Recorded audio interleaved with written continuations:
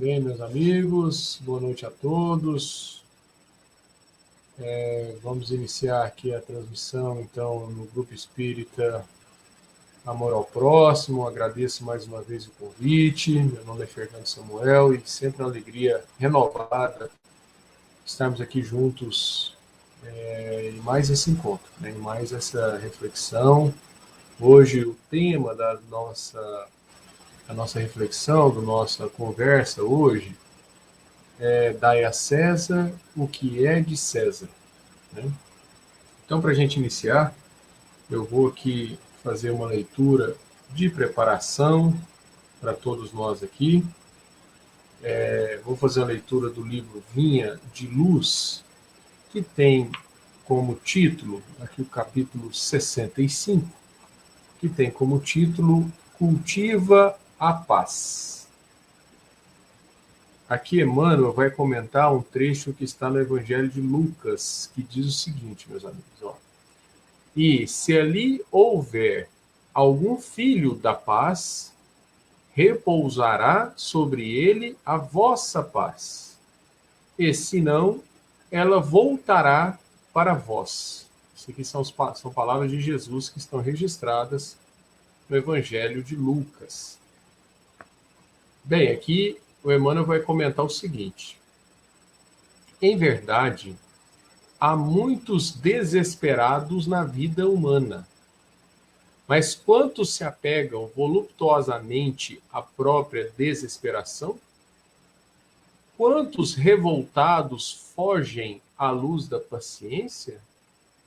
Quantos criminosos choram de dor por lhe ser impossível a consumação de novos delitos? Quantos tristes escapam voluntariamente às bênçãos da esperança? Para que um homem seja filho da paz, é indispensável trabalhe intensamente no mundo íntimo, cessando as vozes da inadaptação à vontade divina e evitando as manifestações de desarmonia perante as leis eternas. Todos rogam a paz ao planeta, atormentado de horríveis discórdias, mas raros se fazem dignos dela. Exigem que a tranquilidade resida no mesmo apartamento onde mora o ódio gratuito aos vizinhos. Reclamam que a esperança tome assento com a inconformação e rogam a fé lhes aprove a ociosidade no campo da necessária preparação espiritual. Para a esmagadora maioria dessas criaturas comodistas, a paz legítima é realização muito distante. Em todos os setores da vida, a preparação e o mérito devem anteceder o benefício. Ninguém atinge o bem-estar em Cristo sem o esforço no bem, sem a disciplina elevada de sentimentos, sem iluminação do raciocínio. Antes da sublime edificação, poderão registrar os mais belos discursos, vislumbrar as mais altas perspectivas do plano superior, conviver com os grandes apóstolos da causa da redenção, mas poderão igualmente viver longe da harmonia interior, que constitui a fonte divina e inesgotável da verdadeira felicidade. Porque, se o homem ouve a lição da paz cristã sem um propósito firme de se lhe afeiçoar, é da própria recomendação do Senhor que esse bem celestial volte ao núcleo de origem, como intransferível conquista de cada um. Então vejam, meus amigos, que lição maravilhosa, né? Porque nós todos, obviamente, estamos aqui em busca de algum tipo de iluminação, de algum tipo de paz interior, mas talvez muitos de nós pode estar de alguma forma equivocado, esperando que algo que vai surgir de lá para cá. Lógico que as bênçãos do alto não cessam nunca, mas é preciso esforço interno, ou seja, íntimo, a preparação interna para que nós não, de alguma forma ou de outra, não nos percamos nessa caminhada, a partir de ilusões, a partir de convicções absolutamente erradas. Então, daí a importância dessas virtudes do Cristo, desse esforço interno em que cada um aqui deve buscar essa paz. Então, com isso, desejo a todos aí, mais uma vez, boa noite, a quem vai chegando neste momento, tá? E vamos fazer uma oração aqui de preparação. Eu não estou conseguindo ver o chat aqui, que nós estamos fazendo uma gravação de outro modo, então não estou conseguindo ver aqui as interações, né? Por isso que eu não estou dando boa noite aqui a ninguém, porque eu não estou conseguindo aqui ler aqui, né? Quem está chegando, quem está dando aqui, quem está nos saudando. Então, eu convido a todos nesse momento para aproveitarmos aqui esse encontro virtual, buscarmos a elevação do pensamento. Vamos buscar aqui a comunhão com Deus a partir do pensamento, dessa força dinâmica importante que nós temos. Vamos rogar a nós, vamos rogar ao Pai, pensando um pouco a respeito do seu poder, do seu amor, da sua misericórdia, da sua bondade, da sua inteligência. Ó Senhor, obrigado pela oportunidade desse encontro maravilhoso. Obrigado, Senhor, por cada instante dessas experiências que cada um que teve e tem ao longo da vida, e principalmente no dia de hoje. No dia, ao longo de todo dia, todos aqui passamos por nossas experiências diárias, alguns mais atribulados, outros menos. Mas o que importa é que esse momento estamos aqui em busca de um tipo de alimentação espiritual. Então vamos nos permitir, com o coração de todos nós, rogando ao Pai que nos ajude, para que tenhamos aqui o melhor proveito possível na noite de hoje. Estejamos sensíveis a essas realidades maiores da vida, e que cada um que possa absorver na medida das necessidades individuais, a partir de reflexões importantes que nós temos lá no Evangelho do Cristo, também trazidas aqui para nós também através da reflexão de Kardec, da reflexão de Emmanuel, de tantos aqui que nós vamos trazer à tona pelo tema de hoje, e que possamos então aproveitar da melhor forma possível, nos concentrando e nos, de alguma forma, permitindo que esse alimento chegue ao nosso coração. Obrigado, Deus, pela oportunidade desse encontro, e rogamos que abençoe todos os lares aqui representados, que estejam conosco nesse momento, e depois os nossos amigos, que virão assistir em um momento oportuno posteriormente. Muito obrigado, Senhor. Nos ampare sempre, que assim seja.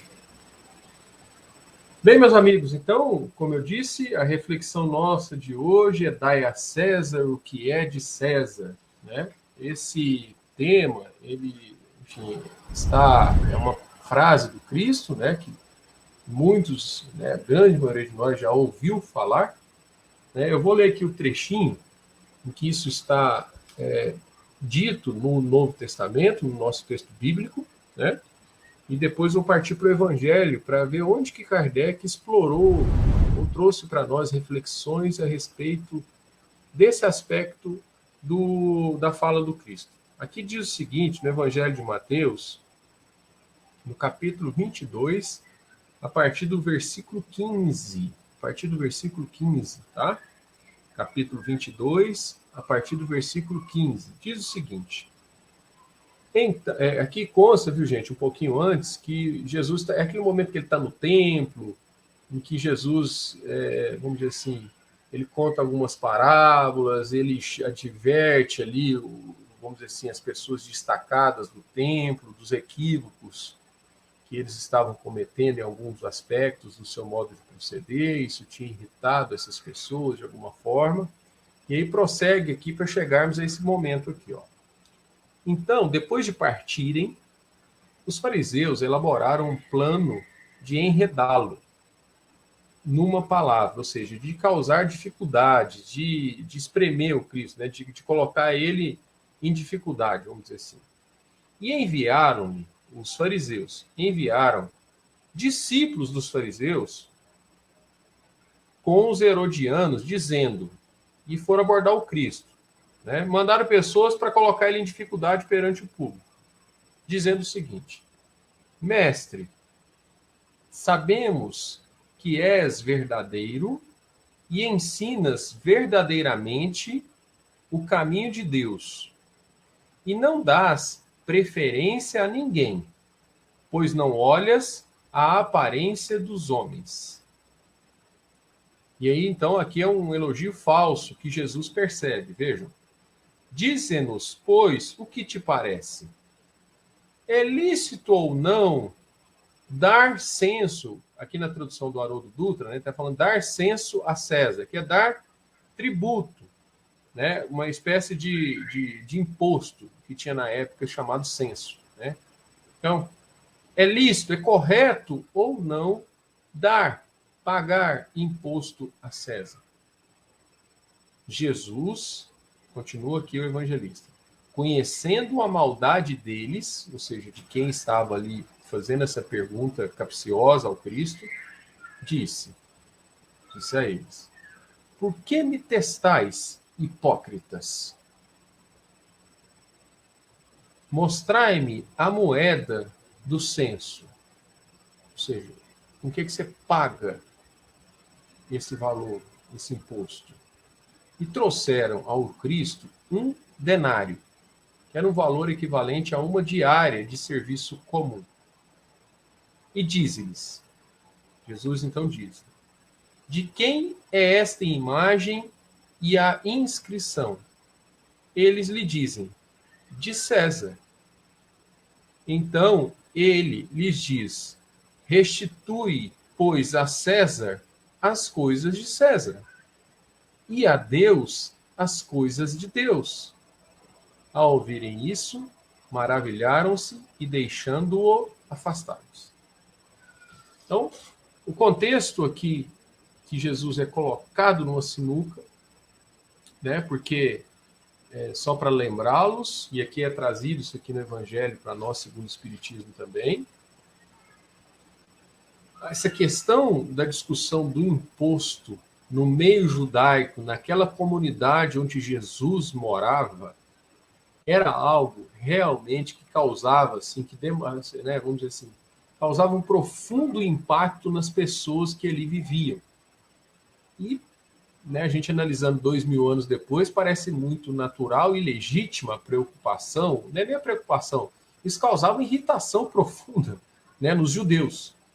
Por quê?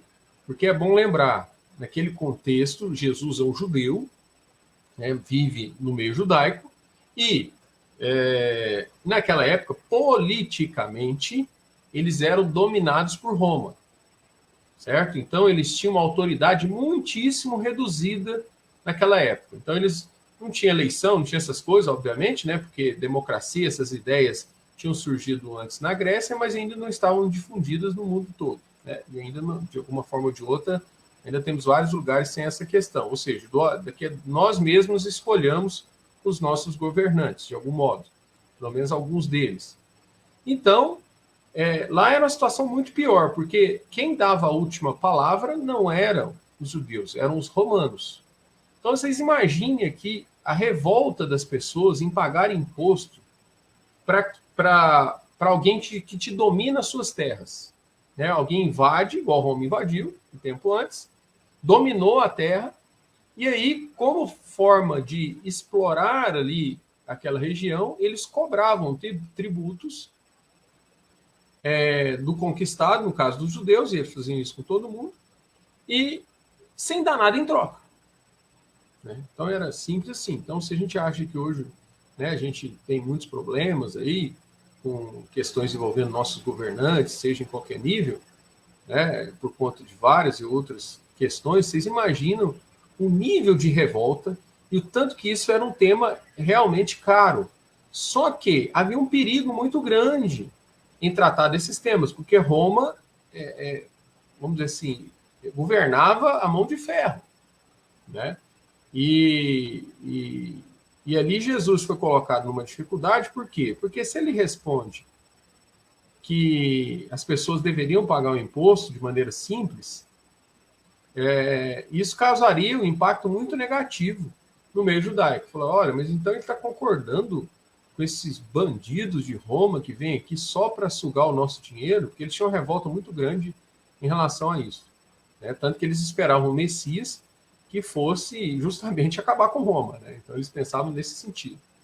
E se ele respondesse que não deveriam pagar imposto, eles iam denunciar, né, os fariseus ali iam denunciar para os diretores de Roma, falar, olha ali, ó, Jesus está falando que ninguém deve pagar imposto. Para ele ir preso e ter problemas com Roma. Ter problemas com o governo romano que ali estava, né, dominando ali aquela região da Judéia. Então, enfim, aí Jesus tem essa saída, e é importante demais aqui o significado disso para nós, tá bem? Eu vou trazer aqui essas reflexões. Primeiro,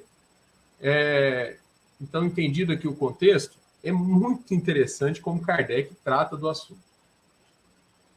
Em primeiro lugar, façam como eu fiz aqui. Né? Tentem buscar, sem olhar no índice, onde que está essa mensagem, onde que Kardec, como codificador, como organizador, colocou esse tema. É muito interessante, porque o primeiro ponto que eu pensei que ele teria colocado esse tema seria não poder servir a Deus e a Mamon. Não estava lá. E aí busquei em outro capítulo, não estava. Busquei em outro, não estava. Eu me rendi e fui para o índice. Para lembrar aqui onde que estava, ao preparar essa fala de hoje, onde que estava esse trecho. Lembrando, e é sempre bom recordar isso, principalmente para todo mundo, né? Para quem é mais novato no Espiritismo, para quem já tem muita experiência. O livro Evangelho segundo o Espiritismo, só para lembrá-los, está lá na introdução, logo nos 2, 3 primeiros parágrafos aqui, Kardec explica bem o propósito do livro. Né? É um livro em que Kardec pegou somente a parte do que tem no Novo Testamento, ou seja, no texto bíblico, que irá repercutir com o ensino moral. O que isso quer dizer? Aquelas questões, aquelas falas, aqueles ensinos do Cristo que nos ajudam a tomar decisões na vida, nos orientar sobre o nosso proceder, o nosso pensar, o nosso falar e o nosso agir. Então, o Evangelho, então, é um livro prático. É um livro para a gente se orientar igual receita de bolo. Você tem uma dúvida na sua vida, o que você faz dentro da sua casa? Certamente o Evangelho vai te ajudar, a te orientar a tomar a melhor decisão. Enfim, qualquer decisão relacionada à nossa conduta moral, do certo e do errado, do que deve ser feito e deve ser evitado, nós vamos encontrar aqui uma direção. Né? E é importante, então, lembrar que esse trecho, incrivelmente para mim, e eu acho que para todo mundo aqui, né, ele está no capítulo 11. Gente, o capítulo 11 trata amar o próximo como a si mesmo. Então, Kardec pegou esse trecho do texto bíblico, lá do Evangelho de Mateus, e está também no Evangelho de Lucas, né, esse trecho, e colocou ele no amar o próximo como a si mesmo, ou seja, como nos aspectos essenciais do pensamento cristão. É a regra de ouro. Amar o próximo como a ti mesmo. Né? Ou seja, não querereis fazer aos outros aquilo que você não gostarias que fizesseis a você. Né? Me parece que aqui nós estamos falando realmente da essência. E aqui dentro, Kardec coloca o comentário dele dessa fala do Cristo. Para dizer o que, basicamente? Para dizer que nós devemos nos portar nessa vida, obviamente, nós vivemos em sociedade, nós nos relacionamos com as pessoas, e nós vivemos sabidamente em uma sociedade imperfeita. E não é só nós no Brasil, não, que eu estou falando, não tem nenhuma conotação política. Estou falando no sentido de que tudo, você pode estar vivendo na Europa, na Suíça, na Suécia, que parece que é uma maravilha do mundo. Né? Não, estou falando em todos os lugares. A sociedade é imperfeita. Logicamente, há lugares com mais imperfeições ou com mais dificuldades e lugares com menos dificuldades. Me parece natural. Agora, o ponto fundamental é, você está convivendo numa sociedade em que as coisas, vamos dizer assim, as regras de maneira geral, enfim, tudo que nos cerca, tem a marca da imperfeição. As pessoas com quem você convive, interage, né, de alguma forma ou de outra, troca experiências, né, palavras, etc. Então, essas pessoas da sua convivência também são imperfeitas. Você é imperfeito.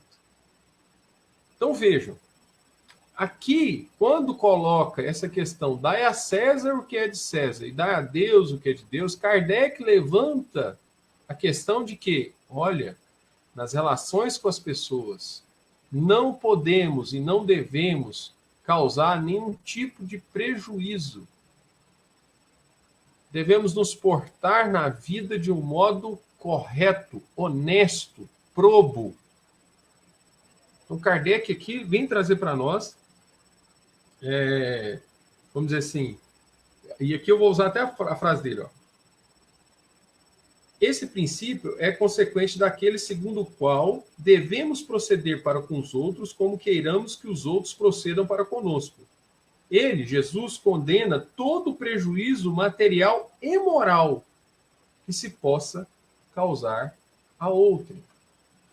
Então, aqui para nós temos aqui vamos dizer assim, uma ótima reflexão para que a gente, vamos dizer assim, se esforce mesmo, ou seja, para que a gente veja da importância ou do reflexo que talvez a gente possa escorregar na vida a respeito das relações com os outros. Não causar prejuízo material e moral aos outros. As coisas devem ser da forma correta. Então, Kardec vem chamar a atenção para esse aspecto para nós. Nós podemos pensar um pouquinho, vamos dizer assim, a respeito de um desdobramento importante, e aí eu vou usar mais Emmanuel agora, que aqui me parece que a gente pode refletir um pouco mais de profundidade também, a partir de outros aspectos, depois dessa lição simples, clara e direta de Kardec aqui a respeito desse tema. E para lembrar que Jesus diz, vejam só, ele estava sendo tentado, ele estava sendo, vamos dizer assim, forçado a tratar de um problema grave naquela época. Mas vocês vão de convir, de que vocês imaginem Jesus, ao invés de falar o Sermão do Monte, que obviamente agradou a muitos que ele escutou, tratando dessas realidades espirituais de uma maneira maravilhosa, sendo o coração do Evangelho, Jesus ali subisse ao monte e falasse arvorosamente sobre a ilegalidade, do absurdo da cobrança de impostos. Vocês imaginaram as consequências disso para o propósito maior que o Cristo veio aqui estabelecer? Então, eu acho que talvez muitos de nós, nessa vida, nessa encarnação, me parece que a gente se inquieta e inverte as coisas. Em que sentido, Fernando? No sentido de que parece que muitos de nós se perdem nas questões envolvendo as vivências nossas aqui, ou seja, colocam num patamar muito elevado os nossos problemas imediatos de convivência, sempre reclamando do país, dos governantes, etc., e passa um governante e reclama do outro, e reclama da justiça, e reclama de não sei o quê. A gente pode ter as nossas opiniões, eu não estou dizendo isso. Mas a gente tem que recordar que nós estamos nesse mundo com um propósito. E esse propósito, como foi lido aqui no início, ele envolve o esforço individual de cada um. Esse mundo, meus amigos, ele vai melhorar a partir dessa reforma moral individual de cada um. Não adianta a gente pensar ou imaginar que a partir de atropelos ou a partir de revoluções as coisas vão acontecer. Desculpem, mas revoluções até hoje só demonstraram a capacidade de fazer o mal que o ser humano tem. Vejam como é que Deus trabalha. Vamos parar para pensar um pouquinho. Jesus fez o que fez com essa revolução absurda que aconteceu com a sua vida aqui. Só que o seu, vamos dizer assim, o seu ensino, ele guardou, vamos dizer assim, eco nas massas, ou seja, ele foi de conhecimento público para as massas, demorou nada menos do que 400 anos. Então, mesmo com a lição do Cristo profunda, veja que Deus trabalha a partir do jeito que está lá escrito no Livro dos Espíritos, um progresso que respeita o livre-arbítrio. O processo que respeita, em algum modo, ou pelo menos em algum nível, a nossa própria, vamos dizer assim, velocidade, ou seja, como as coisas são lentas. Então, talvez aqui, às vezes, a gente tem que guardar as questões a partir de um ângulo, ou de um olhar, ou de um modo de ver a vida, que é o que Kardec vai dizer, né? Várias passagens, e a gente estava estudando isso ontem, aqui em Formosa, aqui na nossa casa, a respeito do Livro dos Médiuns, né, lá no capítulo 1º. Ou seja, a visão do espírita, ou a visão do cristão, ela tem que estar muito claro na mente dele que ele é um espírito imortal. Você crê, a pergunta de Kardec é: você crê em Deus? Você crê que existe alma? Ou seja, tem você que corpo físico e existe alma? E você acredita que essa alma vai continuar depois da morte do corpo físico? Se você responder sim para os três, e o sim convictamente, o sim que você realmente já pensou, já refletiu e realmente reconheceu isso, ora, então você sabe que há coisas que são de Deus e há coisas que são de César, que são aqui da nossa convivência, que são relacionados a nós como espíritos encarnados. Então, a gente ter, de maneira talvez mais lúcida, essas questões e sabendo que o seu propósito aqui, como o do Cristo foi lá atrás, não era de resolver o problema das ilegalidades ou das dificuldades lá que Roma impunha ao povo judeu. Jesus não foi com esse propósito lá. Era errado? Era. Nós estamos falando do Cristo, hein? Então, o Cristo não tinha esse propósito. Parem para pensar. O Cristo tinha um propósito de quê? Como está lá no Boa Nova, né? Eu vim aqui instaurar o reino de Deus nos corações do homem. Jesus responde lá a um sacerdote em Jerusalém, certa vez, quando nos conta lá em Humberto Campos, no livro Boa Nova. Ou seja, o trabalho do Cristo era esse. Então, a pergunta que não quer calar é, primeiro, quais as bases do seu modo de ver a vida? Porque uma coisa é ser cristão da boca para fora, e Kardec chama atenção disso. Lá no Livro dos Médiuns, chama atenção em várias coisas, mas no Livro dos Médiuns ele já fala isso no primeiro capítulo. Por quê? Porque está cheio de espírita, está cheio de médium que participa de sala mediúnica, de reunião mediúnica, mas é materialista. Se desequilibra, se irrita facilmente com problemas típicos da nossa convivência, das injustiças que talvez podem acontecer a partir de nossos governantes, a partir de determinados membros aí que dirigem os nossos destinos do ponto de vista material, mas se esquece, como diz Emmanuel, né, aqui que eu vou fazer ler um trechinho, esse mundo é de Deus, gente. Esse mundo é de Deus. Então, e aí tem que estar isso muito claro, ou seja, muito em bases muito sólidas dentro de você. Porque se essa base estiver fraquinha, se você construir isso, né, com aqueles ferrinhos bem fininhos, um concretinho mais ou menos, não vai aguentar muito peso. No que sentido? O peso dos problemas diários, das nossas dificuldades. Ou seja, vai desmoronar. E aí é a hora que talvez a gente se pega, e isso muitos de nós, né, e eu me incluo totalmente, se pega em deslizes, vamos dizer assim, em inquietações, em desequilíbrios profundos, porque aconteceu uma injustiça tal no mundo, porque o governante tal é isso ou isso, aquilo, porque fulano lá não podia ter soltado o cicrano. Calma, gente, isso é do mundo. Fazer o quê? Então a gente realmente tem um pouco mais de lucidez a respeito do que você é, a respeito Qual que é o seu objetivo aqui nessa vida? Porque a gente é doidinho, como eu li aqui no começo, a gente é doido para ter uma vida em paz. Todo mundo acorda de manhã. Ninguém acorda de manhã, meus amigos, para falar assim, como é que eu vou me dar mal hoje? Todo mundo acorda de manhã, todos, querendo se dar bem, querendo ter uma vida tranquila, querendo fazer o melhor possível para a sua própria felicidade. Então, me parece que falta um pouco de lucidez a respeito da própria realidade espiritual que estamos inseridos, ou que somos verdadeiramente, essas bases que o Kardec chama atenção, para que a gente possa se direcionar. Para que a gente possa ver essas dificuldades, e obviamente, quando a gente vê uma autoridade pública deslizando, a gente não vai ter um sentimento, a gente não vai se permitir um sentimento de raiva por conta dessas bases. A gente vai pensar de quê? Um sentimento de oração.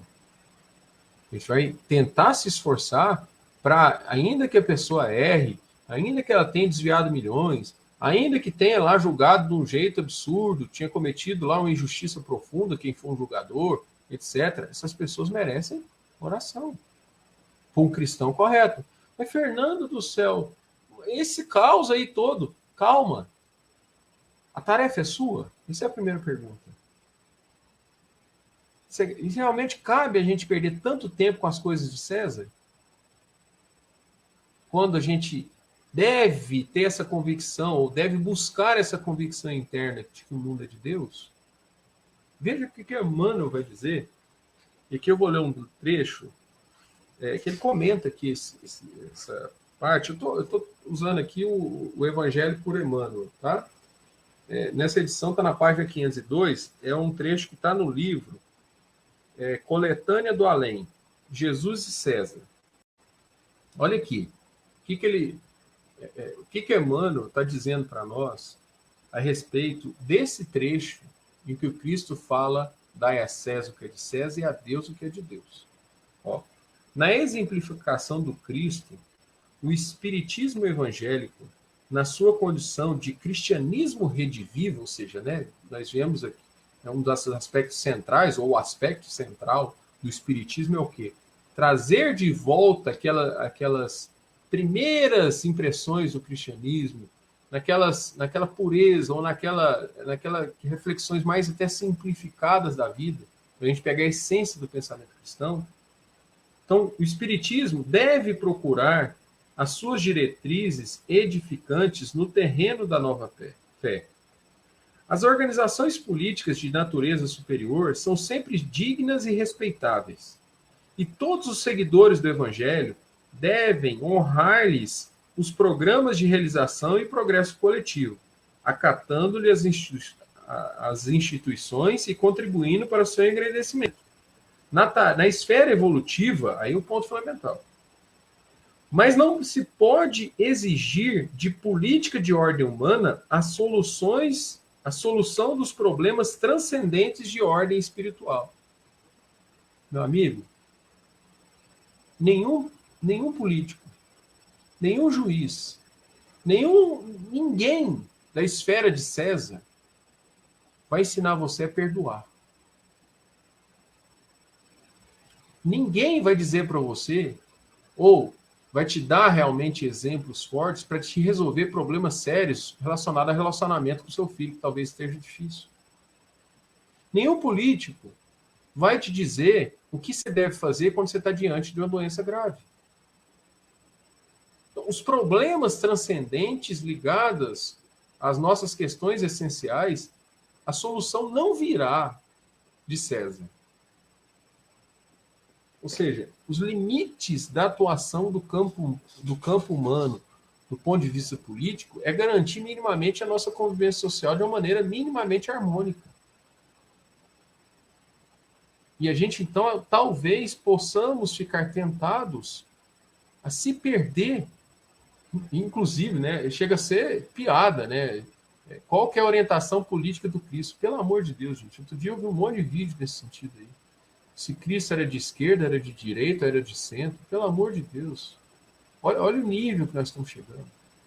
Se o Cristo é anterior a essas discussões todas, se o Cristo não tem cabimento, é o contrário. É o contrário. O que a gente deve talvez prestar atenção é o quê? Se determinados programas, ideias, etc., são vinculados ou não ao coração do Cristo. É o contrário. O ponto de vista é de Deus. O mundo é de Deus, meus caros. Então aqui as soluções vão vir a partir da reforma individual de cada um nas suas lutas. Esse é o planejamento de Deus em relação à nossa evolução, em relação à evolução do planeta. Não vai ter Salvador, não vai ter... Não, para. Então, a gente, me parece que aqui o grande problema é esse. E óbvio, gente, a gente tem que realmente, sabe, entronizar o coração para não se perder nessas críticas e nesse pensamento negativo, principalmente nesses embates políticos que a gente está vendo aí no nosso mundo atual. É cuidar-se, sabe? A gente tem um pouquinho de zelo, de cautela conosco mesmo, porque as pessoas que ocupam esses cargos públicos de destaque, eles têm muitos desafios. Quem duvida disso, né? Ainda, eu convido a leitura da obra 2000 anos para mostrar a própria dificuldade do Públio Lentulus, né? Que é o nosso querido Emmanuel. Ou seja, pessoa de princípio, pessoa reta, pessoa de bem, e ela acabou cometendo atrocidades no seu cargo. Né? Atrocidades não só no campo moral, mas se perdeu na vaidade do próprio cargo para ter uma vida terrível. Então, isso eu estou falando de pessoas com propósito elevado, pessoas, né, sérias ainda. Agora, você imagina aquela pessoa que não tem essas bases morais muito fortes ainda, muito consolidadas. Imagina o desespero dessas pessoas ao voltar para o plano espiritual derrotados. Perceba, então, as dificuldades relacionadas a essas questões e a gente ter entre nós, bem claro, que essa frase do Cristo possa ressoar nos nossos corações.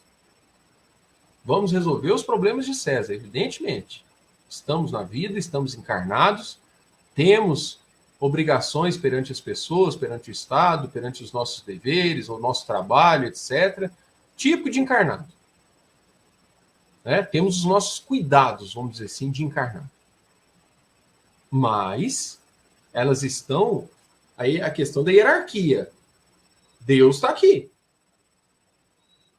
As coisas da nossa convivência, das nossas questões do mundo, de César, estão abaixo. A gente precisa de pensar sobre elas, a gente precisa, né, estamos encarnados, repito, mas somos de Deus, como diz a irmã. Então, aí preciso, o convite aqui então, é ter essa lucidez que o Cristo teve. Esse exemplo do Cristo, sabendo que pessoas estão sofrendo por isso. Sabendo que talvez pessoas estavam passando fome de tanto pagar imposto para César, para os romanos. Ainda assim, Cristo não perdeu seu foco. Ele não quis, vamos dizer assim, ele sabia bem o que precisava ser feito, e esse problema, ele não estava lá para resolvê-lo. Essa dificuldade. Ele estava lá para tratar de questões mais profundas do ser. Ele confiava e confia em Deus, sabendo que se isso está acontecendo, problema das autoridades que cometeram a ilegalidade, obviamente, mas, sobretudo, há um gerenciamento divino que permitiu que isso acontecesse. E concentrou-se no seu dever aqui, encarnado. Então, é esse o convite que eu faço a todos. Essa é o que eu tinha preparado aqui dessa reflexão. Então, repito, que tenhamos essa lucidez na nossa vida para identificarmos o que é de César e o que é de Deus. E sabermos bem, de coração aberto, estamos aqui a partir desses propósitos ou dessas bases que devem estar muito fortes no nosso coração. Crença em Deus e a crença na imortalidade da alma. Então, essa aqui é a reflexão de hoje. Fica indicada aqui a leitura aqui a respeito dessas bases para a gente poder diferenciar um do outro, principalmente nesse raciocínio que eu expus. tanto o Evangelho segundo o Espiritismo, capítulo 11, como também o Livro dos Médiuns, lá o capítulo 1º, tá? O Livro dos Médiuns, capítulo 1º, aquela primeira parte mesmo do Livro dos Médiuns, né? Tem 4 capítulos iniciais ali, de noções preliminares, e ali eu até recomendo os 4, viu, para quem quiser aprofundar um pouquinho mais, principalmente os 3 primeiros, na verdade. Tá certo? Então, eu agradeço muito a atenção de todos. Vamos fazer aqui uma oração de encerramento. Vou convidar todos aqui para aproveitarmos esses momentos maravilhosos. E todos nós aqui nos permitimos essas reflexões importantes a respeito da nossa vida, do nosso agir, do nosso proceder, a respeito dessas orientações que nos vêm a partir de tantos benfeitores que nos antecederam. Convido a todos neste momento para agradecer a tantos e tantos benfeitores que se esforçaram para que tenhamos acesso a essas reflexões, desde Jesus até as pessoas que registraram esses ensinos, como Paulo de Tarso, Lucas e tantos outros. Depois o esforço de Kardec para trazer, e outros tantos trabalhadores para trazer tudo isso para nós. E também aqui hoje, Chico Xavier, com a sua psicografia Emmanuel.